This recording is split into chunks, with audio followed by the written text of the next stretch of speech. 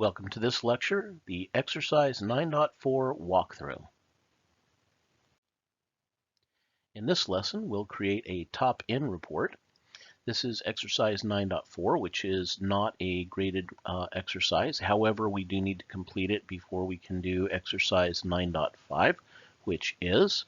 So we'll start with a standard report wizard. We'll add the customer and order tables, the customer name, order ID, order amount, and order date fields. We're going to be grouping by the order date, and then we'll remove the summarized field order ID because we don't need that. We'll go ahead and select the top 5 groups option in our group sorting screen, and we'll add a pie chart to the report, and we'll give that a title of Top 5 Order Days in June 2011. And then finally, we'll add a filter on those dates to give us only those dates in June between June 1st, 2011 and June 30th, 2011 inclusive. And at that point, if everything has gone well, we'll save the report. Welcome to this video. In this lecture, we'll look at Exercise 9.4.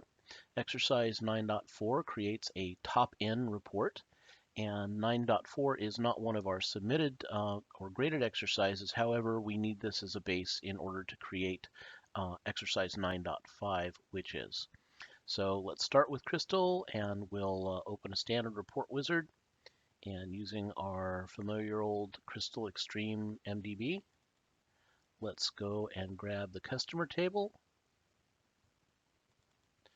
and the orders table, and click Next. And the linkage is fine, so we'll click Next. And for our fields, let's add the customer name.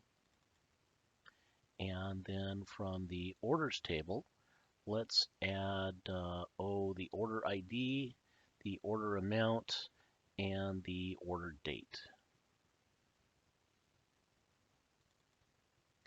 And click Next. For our grouping, let's group by the order date.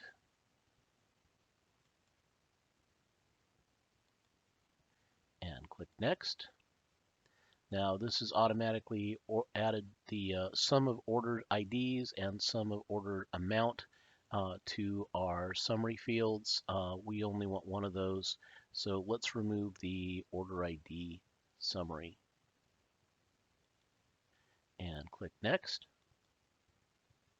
And let's make this a top 5 groups report, or top 5 in report, or top in report, I should say.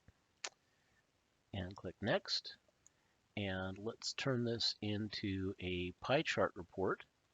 And for the title, let's call this Top 5 Order Days in June 2011.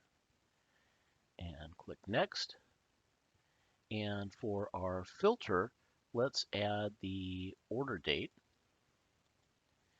And let's make this a between clause. And let's select all the dates between and including 6/01/2011 and 6/30/2011. And click Next. And we're not going to apply a template, so we can just click on Finish.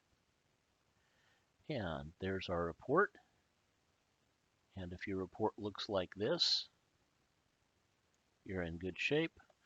Let's go ahead and save that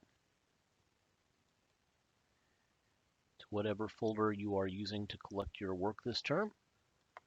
And for a file name, let's call this E9.4 Top 5 Order Days in June 2011, and click Save.